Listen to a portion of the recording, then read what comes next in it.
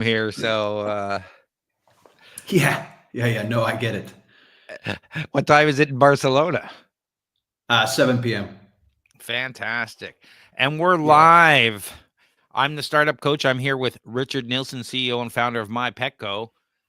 Thanks for joining us today. I know you're in Barcelona. It's I guess a little warmer. It's not exactly balmy, but nicer weather than we're having here in Toronto.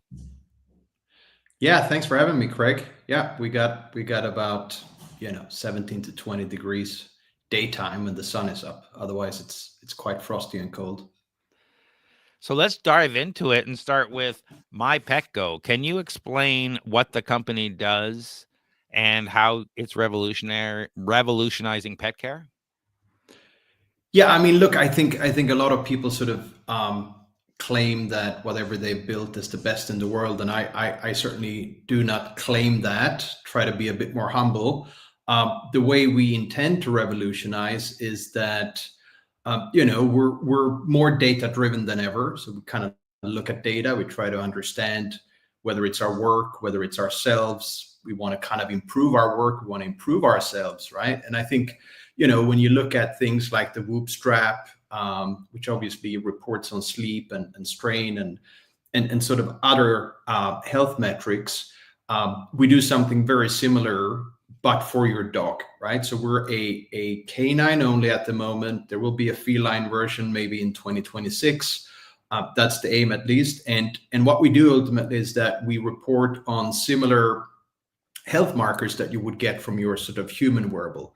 But of course, your dog does not talk, and therefore understanding how your dog is faring physically and emotionally is what we're trying to bridge that gap, that communication gap, right? So we report on things like heart rate variability, which is not a very commonly used metric by the professional community, the vets.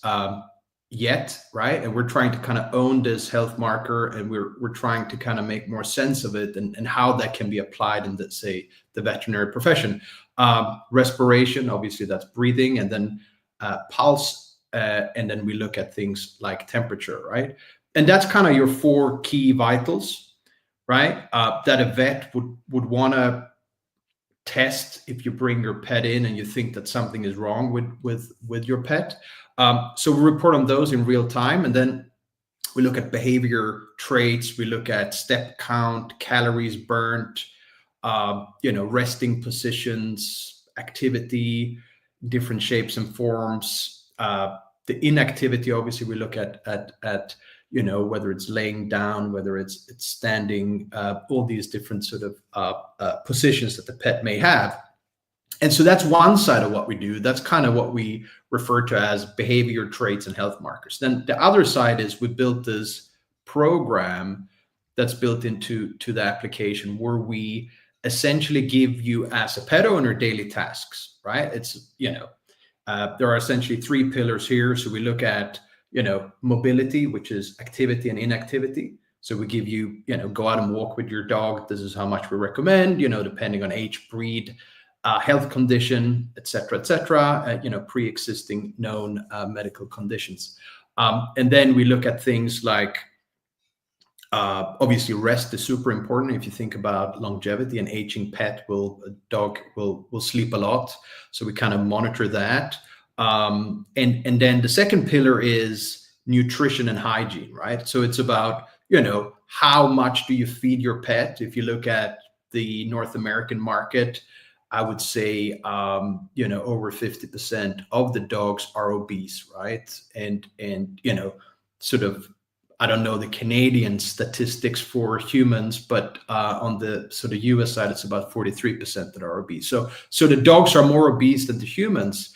And it's possibly the same type of person who kind of gives pizza crust and the leftover pieces of cheese and so on and so forth, right? So the nutritional side is very important, from deworming tablets to the grooming side, making sure that the dog can grip. So you got to cut the nails, clean the ears, clean the tear channels, all these sort of things that we want to do to ourselves. We need to do them to our dogs too, right? And And so, and the third one is preventative care and obviously health screenings, right? And if you do these three kind of pillars and these tasks that we give you daily in a timely manner, you should have a pet that's going to be happier and that's going to live a longer life, right? And that's what we're trying to foster here. Yeah, and let's dive into it a little bit around, this device and um the whole gamification of, health and longevity for your pet. How does that work? What kind of statistics is the homeowner getting that changes his interactivity with the pet? How does that all work? Right. So as you conduct these daily tasks, right, feeding, walking, doing these chores that we kind of say, look, here is what you're supposed to do. When we hold your hand through that process, every time you log and kind of conduct these tasks, and some are completely driven by the wearable, where the wearable picks up the data and kind of reports on it. But other things you kind of need to do as well by yourself and kind of manually input, right? And so as you conduct them and you finish them, you get points. The points can be offset for rewards.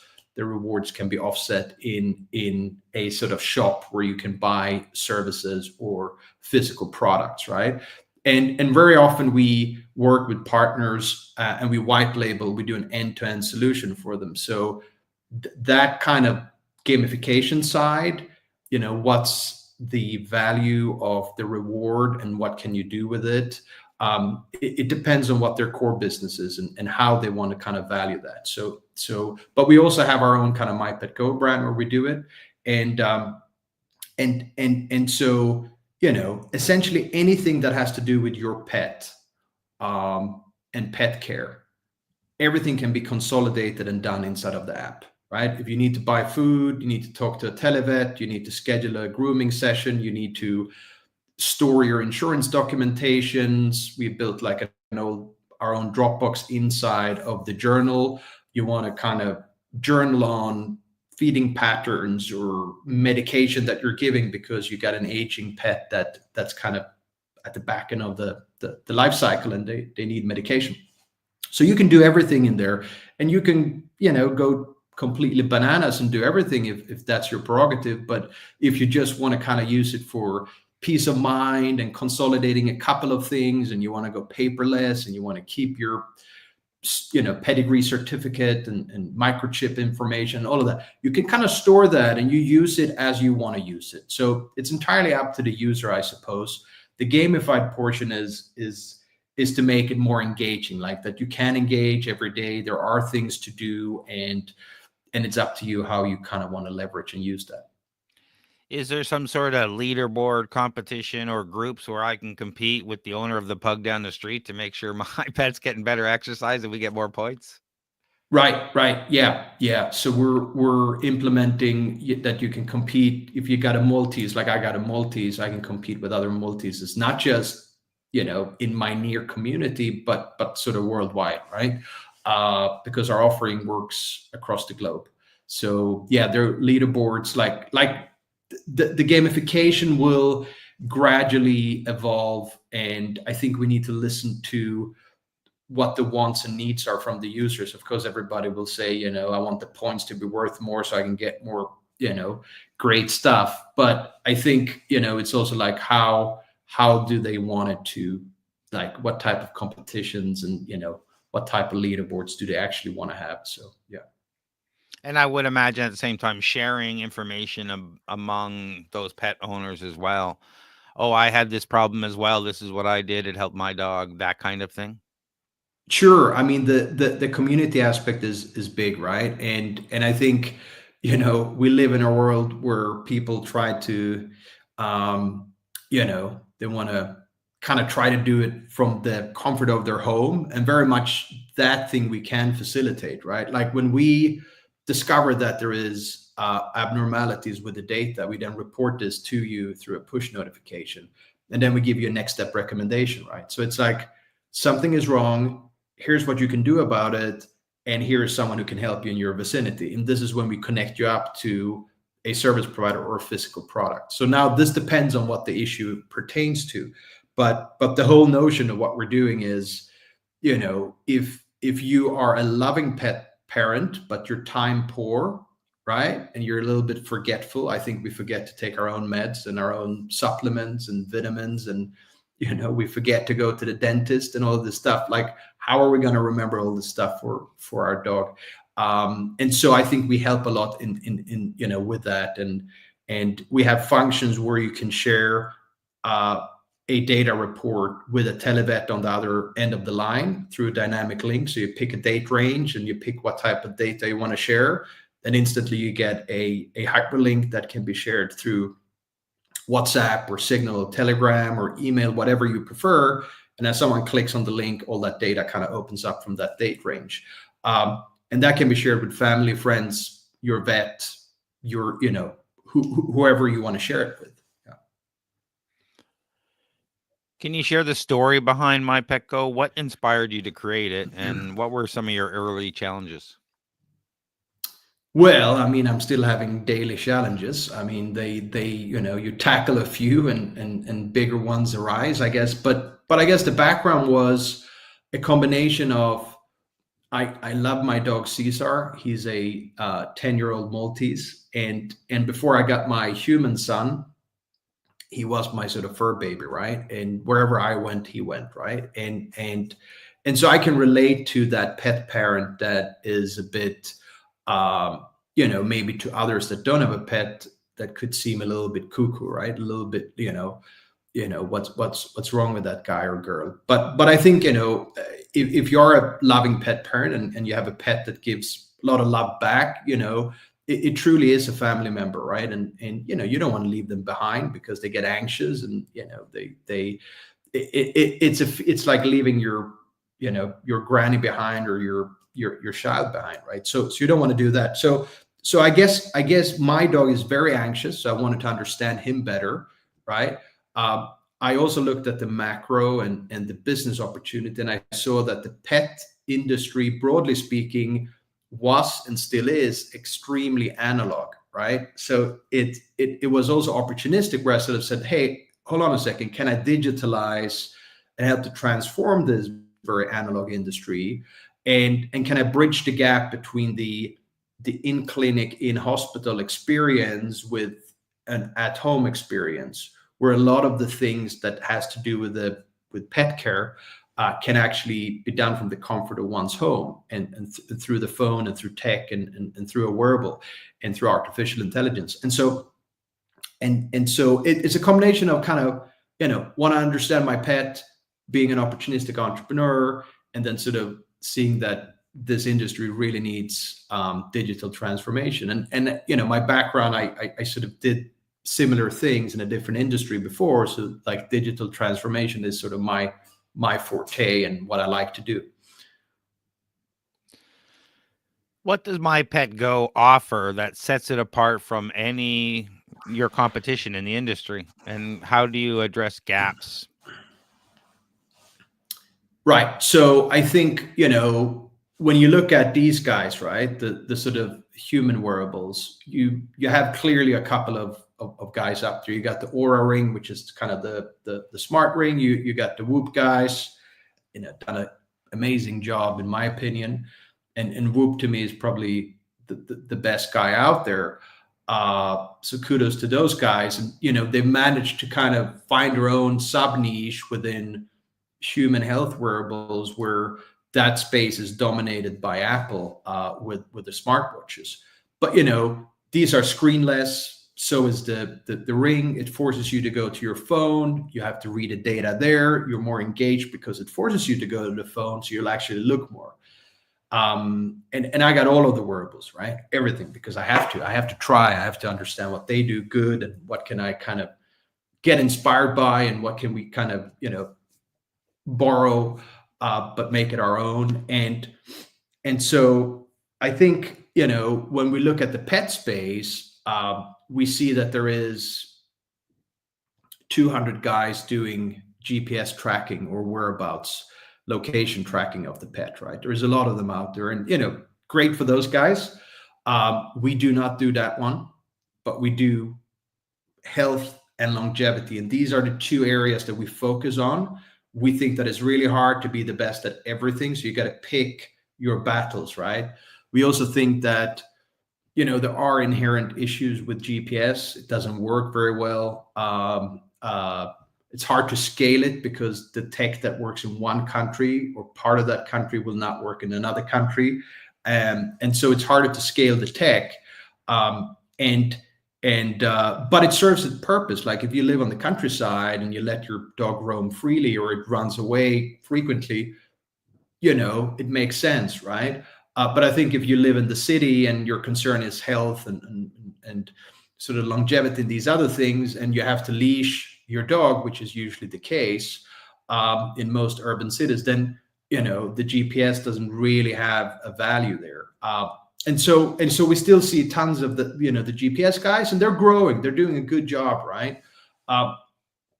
And so for us, it's like honing in on that other side and being like the Whoop or the Aura, but sort of in the pet care industry or sector. And we're quite alone in what we're doing in the particular way that we do. So I guess our unique selling point is kind of being early in health and longevity, having our task-based program, gamifying everything and doing it our way, which is very different from the other guys, right? And consolidating everything into one super application.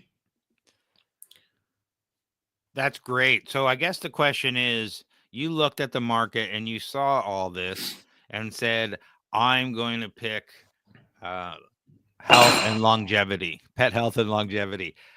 Why that? Is it something that was personal? Is it just from a data point of view versus anything else you could have done?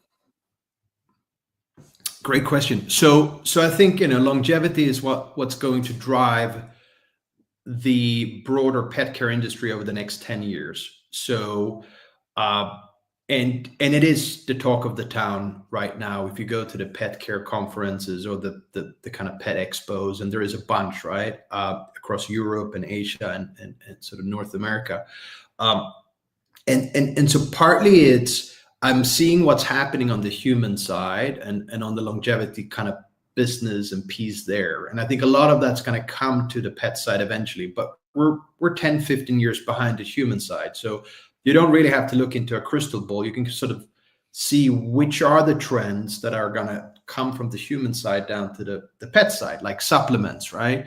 There is a lot of longevity-based supplements on the human side that are trending, and like what's the equivalent of that, but for your dog. So that's going to be obviously a thing, but I think like data is a key ingredient in everything, right? And I think artificial intelligence in different shapes and forms is going to drive longevity initiatives, right? So what we do is very AI based, and it's obviously with the underlying idea of how do we foster longevity, right? And how do we help to increase lifespan or extend lifespan? And that's the ultimate goal, right, for us. And to be able to kind of quantify, can we add a year or 2 or 3 or 4, right, to senior dogs? And I think, we're one instrument in that equation. And then I think, nutrition, supplements, medicine, screenings, dental care. There's a lot of things that play a role here. I think, there's a lot of dog owners that never brush the teeth of their dog, right? And like, the pain that the dog goes through, shivering and having toothache, right? I mean, it's no difference. A dog is no different from a human, right? Like you can get away with not brushing your teeth as a human, but you're gonna have to go to the dentist sooner or later, and you're gonna have some dire issues, right? And it's gonna be painful. A dog needs to brush the teeth twice a day, morning and evening, and so there's gonna be tons of things popping out, like longevity based dental products. It's going to help with the gum and the teeth and the all the issues that come with that side. But yeah, there's a lot happening, and we could see that we could play a role in this, and being sort of first and foremost a business to consumer proposition. we can partner with a lot of these companies, and we can supply that health data from the individual pet, and then kind of through our AI-based recommendation tool, help to integrate their products and services into that ecosystem. And I think playing that platform ecosystem role is something that we're doing, and we want to kind of continue. We want to get better, and we want to be the all-in-one pet care product, right? And it's a difficult thing. It's going to take time, and we got to have patience and the money to do it. But we're well on our way.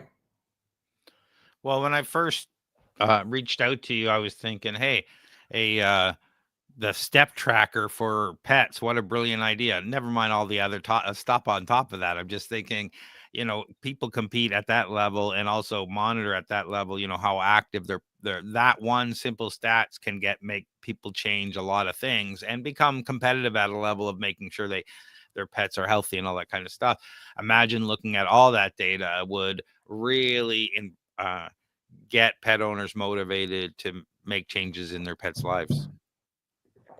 Yeah, agreed. So you have been a serial entrepreneur. How has your approach to launching and scaling businesses evolved over time?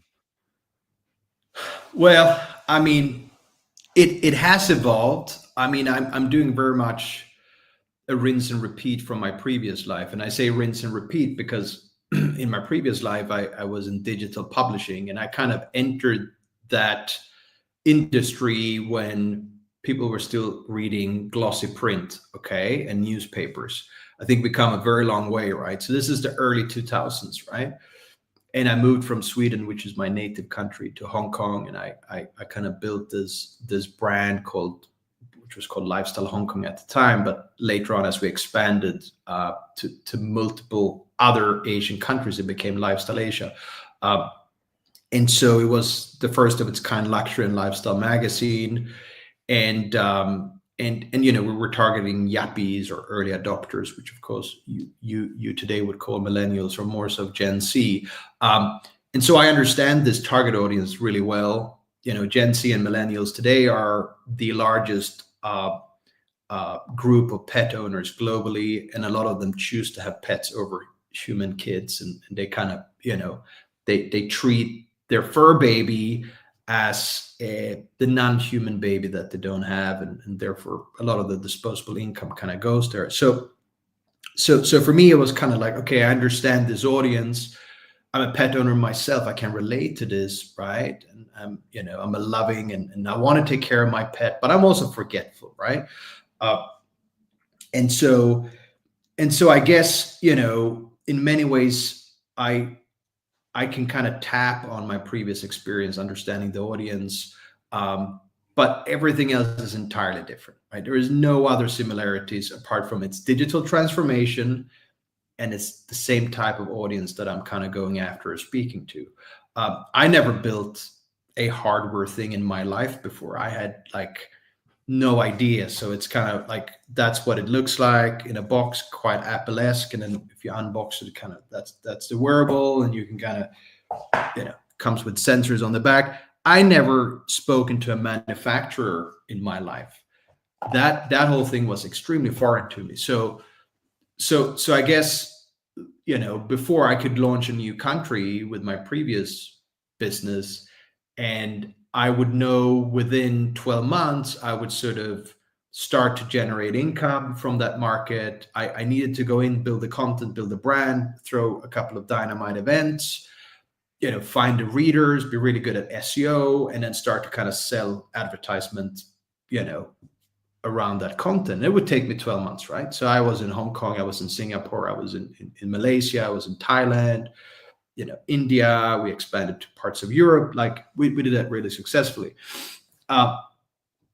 And so with this business, it's like, after 2 years, I'm nowhere, right? I'm still kind of tinkering with blueprints and with algorithms, and there's just been, completely different, right? So I think, launching it has been very different, and scaling a a business that is hardware, software, algorithms, AI, firmware is very different, because the product cycle and the planning takes just takes really long time.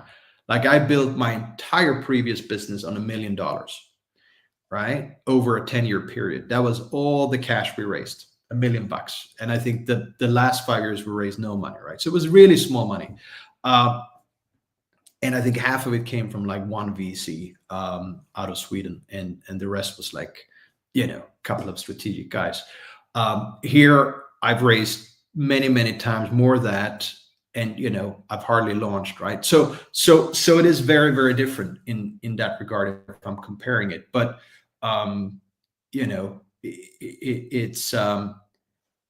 it's nice to challenge oneself every now and then, and I think this has been the most challenging thing I've ever done in my life. I once this is done, and I guess down the road an exit is inevitable. I'll probably not be an operator anymore. I'll be helping out other younger entrepreneurs, and I'll invest, and I'll I can share boards, and I can be probably a decent advisor, but I'll probably not operate again. Like, this is my last thing. And I tell my sort of my friends that are entrepreneurs as well, and that are much older than me, and they say, good luck, dude. You're gonna be like, you're gonna do this until you're 80, okay? And I'm 40 now, so 42. So maybe not 40 years, who knows? But yeah, very different. So hardware versus software startups, or any other startup other than hardware. Like, you have a hardware device, and I always, when I'm talking to startups who have hardware is difficult, it's expensive, it's inventory, there's long lead times, what you're working on now and what time it comes out, things are significant, world has changed. Any advice for entrepreneurs that are heading down this road? Yeah, I mean, look, if you're pondering a hardware play, I would say,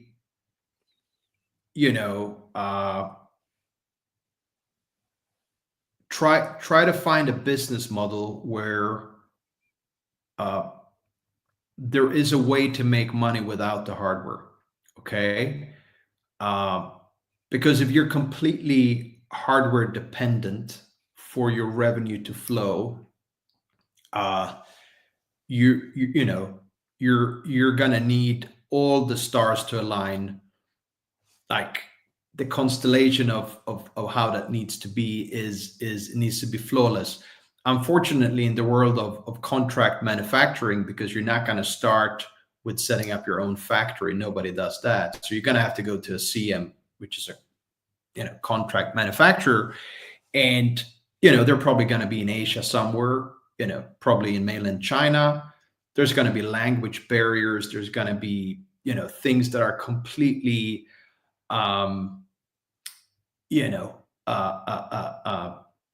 there's going to be things that are culturally where you think you understand each other, but you just don't. And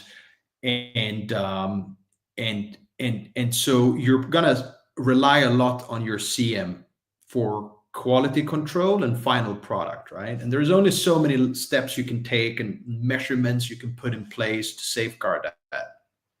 And so I would say, look, in our case, we have built a really good kind of software component. And so it's so good that we can actually charge subscription and have a bunch of features in there, but they're software based, right? And then there is like, a premium, which comes with a wearable. So what I'm saying is, if there is a way to kind of figure out a software play alongside a hardware play, that could really help you if the hardware piece doesn't work out the way you intended to, which sadly is the case, right? If you're playing the hardware route, you can, of course, crowdfund. A lot of people do that, and that's a way to kind of get money to get to give you the money to go into a CM, because a contract manufacturer, they'll do nothing unless you pay them, right? One thing you can do is you can get a contract manufacturer to maybe, you can give them maybe shares, right?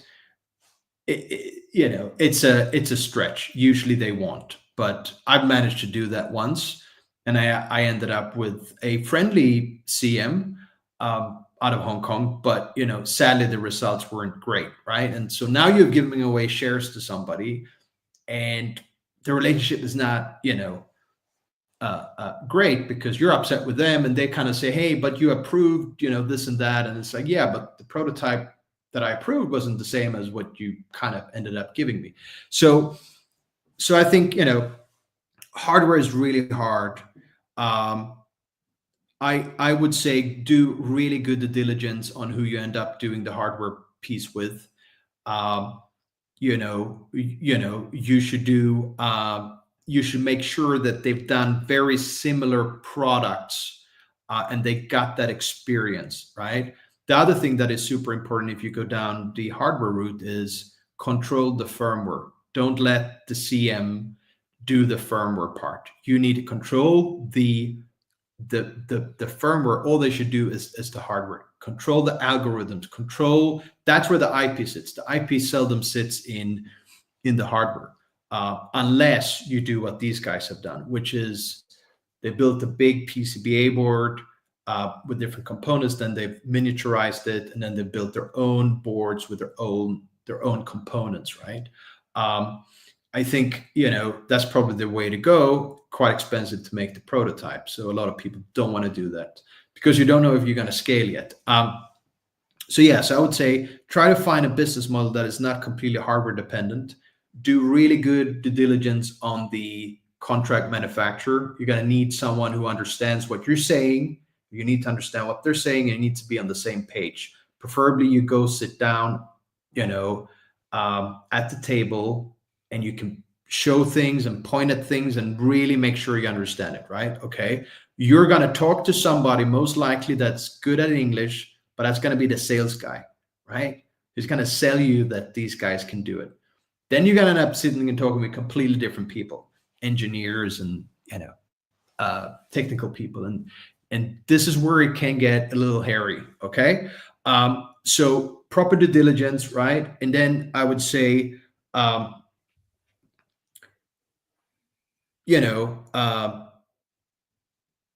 make sure that your IP sits in the firmware and in the algorithms and in your AI, right? And make sure that you control all of that. That's yours. So the firmware engineer is your firmware engineer, right?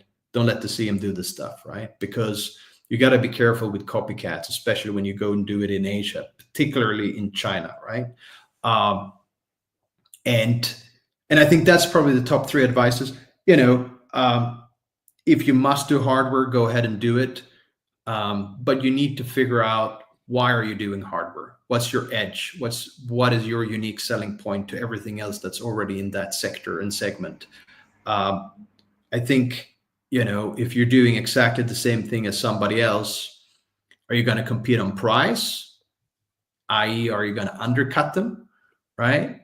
Or like, what is it that you're going to do differently? Or are you going to have a far superior product that has a battery that is 10 times as like, really think about the unique selling point. Like, you need to have an edge. And if you don't have that, don't get into hardware. It is very expensive, and it comes with just an endless array of problems, right? And so, that's what I would say.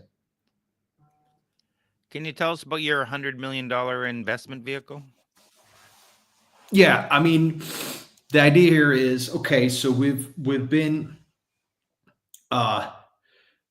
relatively successful in building something on our own, and so we kind of said, okay, we know how to build things on our own, right, that are innovative and different, and we managed to kind of make a little bit of a name for ourselves, and trying to remain humble here. Like it's not some crazy success, but we've proven that we can do this, though it's been difficult. And so, and then we sort of think that, okay, so if we have this ability, what if we were to then go and pick up, sadly there is a lot of companies that don't make it, okay, so there is a lot of distressed pet tech companies. There is also quite a lot of companies that can't secure funding, right, but they're kind of still alive, okay, so we're sort of, okay, could we pick up some of these distressed companies and roll them up to us if they could function inside of the ecosystem of what we have, and they're opportunistic? That could be interesting. And then second to that, could we invest in some companies where we wouldn't want to build it ourselves, because it's complex and it's very different from our capabilities? And then but it's very early, so we're like, the risk profile is still kind of, the risk versus reward it's still very risky, but you take a clip in them, okay, and then it's like, okay, we got all this IP, can we go and help to now transform brick and mortar companies in the pet space and sort of web one based companies with the IPs that we have? So we have like different Lego bricks, right? We got we got a wearable, we got a longevity program, we have a self-assessment tool, we have maybe image recognition, where you snap pictures. So we have these different Lego bricks. Then we can take these Lego bricks and kind of go to B2B partners and say, what is your want and needs? Like, what is your biggest headache? How can we help you to create, to add more value to your existing customers, but also to, bring in new customers? And I think that's kind of our thinking about an investment vehicle, not a fund, but a vehicle where we can build, invest, acquire, transform, and operate these different assets. And the idea is to kind of raise somewhere between 50 up to 100 million, and to kind of be relatively aggressive building this group that we call Pet Longevity Group, where the focus is dogs, cats, pet care as the sector, and then feline, canine, and then artificial intelligence and longevity, and pet tech to a degree, right? And so that's what we're working on. We haven't realized this whole investment yet, but we're in several meaningful conversations, and we'll see. This is not a fund, so it's different. It's not an LP GP relationship. This is like, we look for like one funder who comes in and say, okay, we truly believe that the next 10 years will be transformed by AI and longevity initiatives in the pet care sector, and we want to partner with you guys. We think you have what it takes, but if we come in, like, we think that the possibility of you succeeding, but like collectively, like we got a bigger chance. And so that's kind of what we're looking at. Fabulous. How do you see AI transforming pet care over the next decade? So I think AI is eating the world. I think AI at the moment is it has proven itself to be extremely helpful in a lot of industries across a lot of sectors in a very short period of time. Whereas, when we talk about sort of Web 1, it took some time for us to realize the power of Web 1. It was really truly towards the end of Web 2 where we started to kind of realize that, the Googles and the Metas and the Amazons and like all of these platform players, like, Web 2 is owned by 10 companies, where Web 3 obviously is going to be owned by people like you and me, right? It's going to be sort of owned by everybody. And it's hard to argue that now when you see OpenAI and a couple of companies really dominating and becoming very big, achieving valuations that took Google 20 years to achieve, right? But in a period of 6 years, right? So, specifically in the pet care space, I think we're, again, 10, 15 years behind in terms of AI there are a few guys that are sort of building some cool stuff, um, but there is nothing that is transformative yet. Okay, nothing that I've come across that is remarkable, right? And including my own products, right? I think what we have is good, and it will, be improved over time. And so what I think is going to happen, and the way I view it is, um, there is a supply and demand issue where the supply is here of veterinary professionals and the demand is up here, right? And so to bridge that gap between the pet owner that needs help with whatever health issue they may have, um, and the availability of a doctor in veterinary medicine or a technician is, it depends on which country you're talking about now, but broadly speaking, globally speaking, it is a problem, right? And so I think what's going to happen is you're going to need tools in the toolbox that helps to streamline the work of a professional in the industry. And I think, our kind of wearable can do a lot of things, like as the pet kind of comes in to the clinic, through the PIM system, the sort of patient management system, that data could have been pulled in straight away as the vet kind of, as the person walks into the room with the vet, everything is up on the screen. They already have real-time health markers. They have a vet gets in average 5 minutes to diagnose a pet. And sadly, quite often, due to time constraints, and they're asking the pet owner, have you seen this? Have you seen that? What really happened? It's trying to triangulate information. And I think what we can do is we can help to give that information a lot faster. And also we can help with, pets that don't need to go to the vet. Things can happen, and the help can happen from the comfort of one's home, right? And it could be a televet instead, or it could be a technician, it could be someone else, right?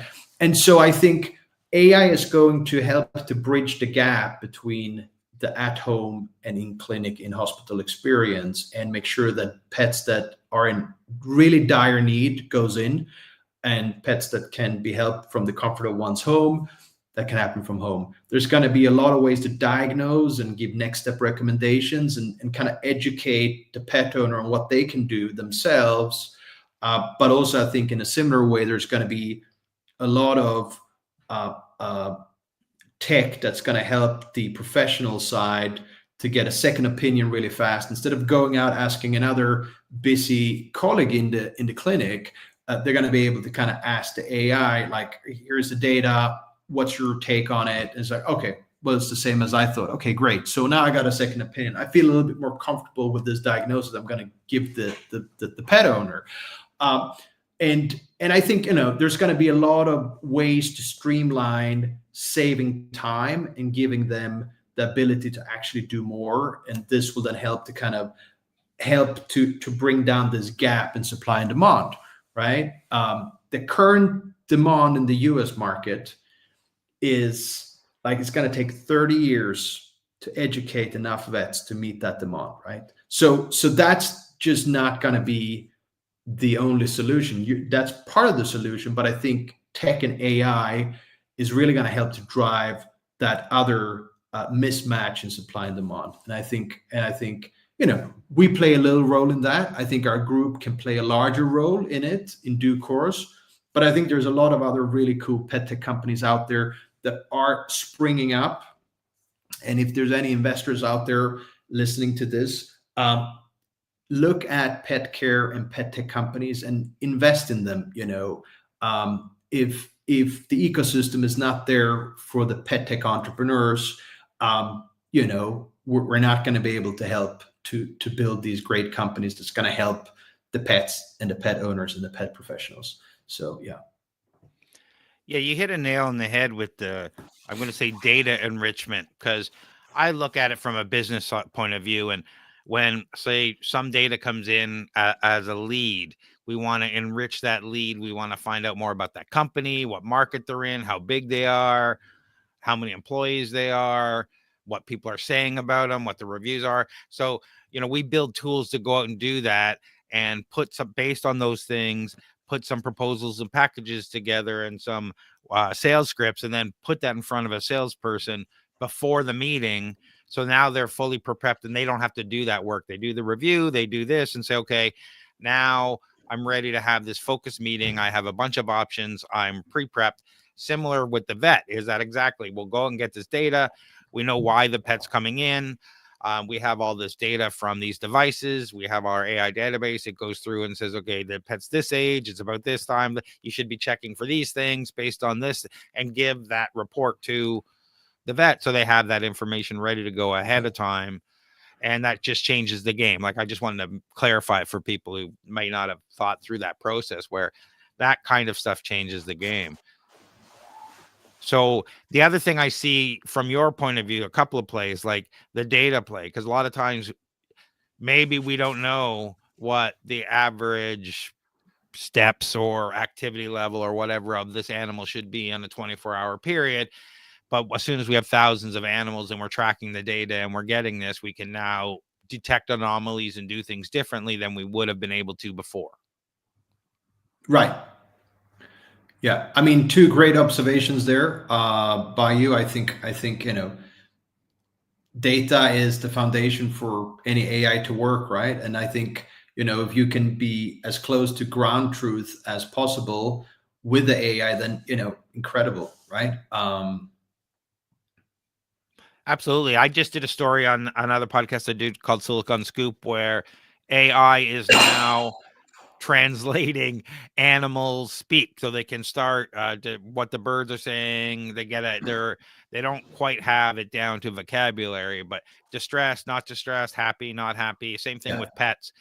And so that technology is going to come along pretty good and be able to be implemented in something like your device. So it'll be able to now communicate at a higher level with the owner what the pet's trying to communicate. Yeah. Yeah, I mean, look, I think, that type of AI combined with like health markers, right? So if you think about stress, we see that HRV is elevated, right?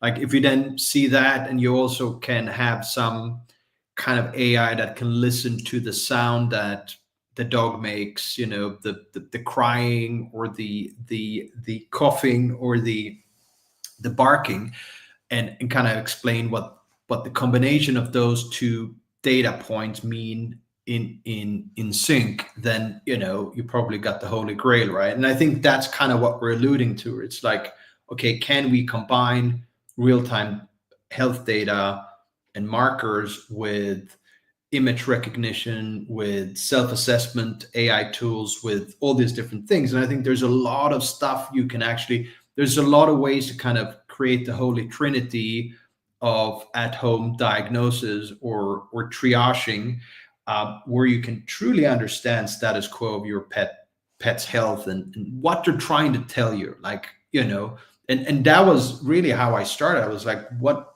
is my dog like? I know he's anxious, but it's also like, what can I do about it? Okay, I'll bring him along, obviously, but like, what's my other alternatives if I can't bring him along? If I go to a restaurant where they just don't allow dogs, and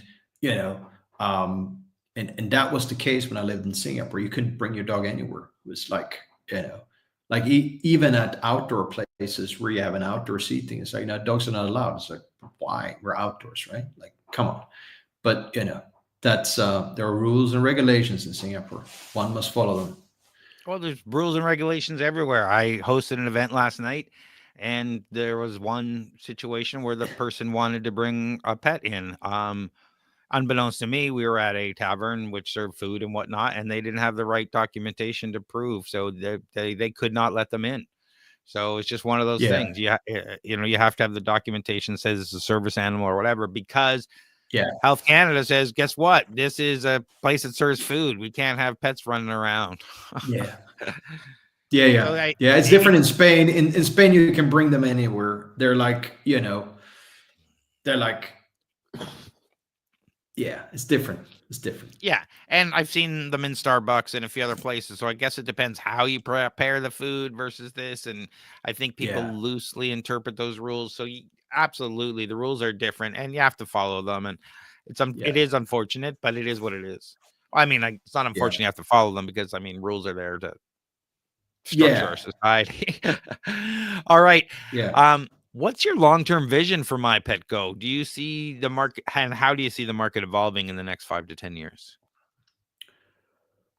So I guess the long term kind of plan for us is to try to expand, both sideways and kind of, upwards. In that we don't have to be the best at everything. We need to hone in on what we've started with, which is the longevity program and the health markers and the behavior traits, and be really good at this. And then having these next step recommendations. I think when it comes to, all the other areas, instead of trying to build that as well, maybe partner with the right companies, maybe acquire the right companies, maybe invest into companies, and through the investment there is a partnership that kind of comes with it too. um, and sort of roll up companies into what we're doing. I think what we want to allude to is this kind of, ecosystem model where anything that has to do with your pet's well-being and ways to improve lifespan and ways to consolidate all your pet care needs into one place, fully data driven, you know really sort of ensure that the AI is spot on and it's evolving, and we're doing the right things. uh, I think that's what we want to do. Look, I think for us it's a listing, to kind of, it's a great way to source capital. I think the markets have been horrible over the last couple of years, but I think with Trump, and the new administration, it's going to be a very good time over the next 4 years to look at Nasdaq or the U.S. markets. Actually, I think all markets will benefit globally, and so I think it's a good time to kind of look at that for us in the next 12 to 24 months. It could happen sooner, who knows. um, and I think, so a listing, kind of building something greater together with other people, and forming this group. I think that's what we want to do, and ultimately, when I look back at it one day, it would be sort of, okay, did I truly help the industry? Did I play a role in helping pet owners and pets, because we're doing this for the love of pets, right? Um, and did I help the veterinary community, which has its own challenges. And if you're not in the industry, you wouldn't know that the suicide rate is actually really high. In some countries, it's like among the highest of any profession, and that's stress related, right? And it's really hardcore, right? Like our chief veterinary officer, she goes to practice, every now and then, to stay abreast with what's happening. And she's like, she was out of it for a long time. And she's saying it's absolutely brutal, right? Like, you're so exhausted, you're so out of everything when you come home. And I think, if we could help both the pet owners, the pets, and the professionals, um, in their separate needs and wants, then then I would be very happy, right? And so I think, I used to do something that I felt was less meaningful in my life. I was telling people how to spend their hard-earned money on things they didn't need, very, very shallow, right? It was a lot of events and high society stuff, and these sort of different things. And you know, it served its purpose, yes. But I think, like, if we talk about meaningful things, this is a lot more meaningful, and the kind of things I want to do. So I truly want to help, and it's not just about making money. I mean, I'm a capitalist for sure, uh, but I think there's so much more that goes into what we're doing here, and we truly want to actually help and make sure that um, you know we can play a pivotal role in the pet care industry. So this has been great, and I'm sure our listeners want to find out more about you and MyPetGo, where can they go? Well, I'm not the most social person. Like, I mean, on the World Wide Web, I should say. If you meet me, I'm happy to have a drink with you. But you can find me on LinkedIn. That's I guess the platform that I do use, and I think it's starting to get a little bit too Facebooky with a lot of weird stuff now.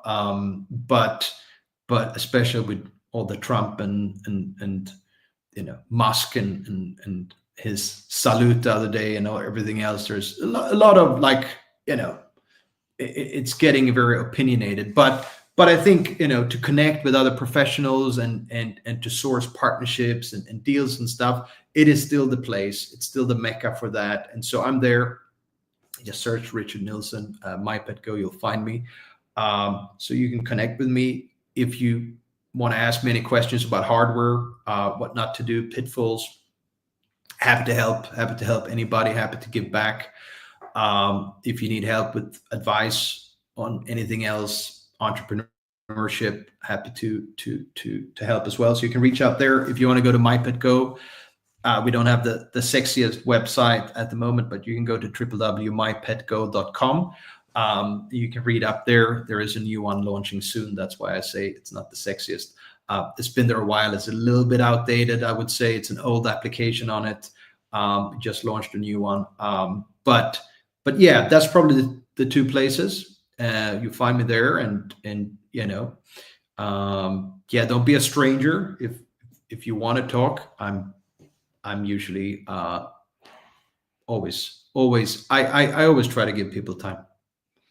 It's been great chatting with you, and I'll just kind of end with this kind of thought, because you've talked about Trump and the politics going on LinkedIn and whatnot, and I always found it funny when companies need to take sides in any political or hot topic in any way, shape, or form, because unless it's you or directly affects you as a company, why do you need to weigh in on these divisive topics? Because I think it was Michael Jordan who said it best, Republicans buy shoes too. Why would I?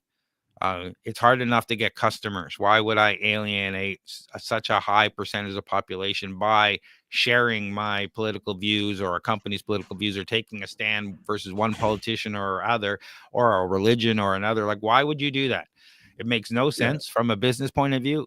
So keep your that personal information out of your business, because why would you? It's hard enough to get customers. Why would you make it even harder and limit that pool? Agreed. So he's a wise man, Michael Jordan. He's Yeah. a really good businessman, actually. Really good entrepreneur. Yeah, and it just always strikes me as like, why do this? Like, I understand you don't like this politician or you don't like that politician, but if you bring it into business, you're dividing your customers up, and you're doing a disservice to your business. So do your best to not bring that forward. I really appreciate you taking the time today to talk to me, Richard, and I loved learning all about MyPetGo. Thank you so much for having me on. I appreciate it. And for those listening, all the links he mentioned will be in the show notes on the podcast. So just click on that, and the links will be there. Thanks, everyone. Thank you. Bye.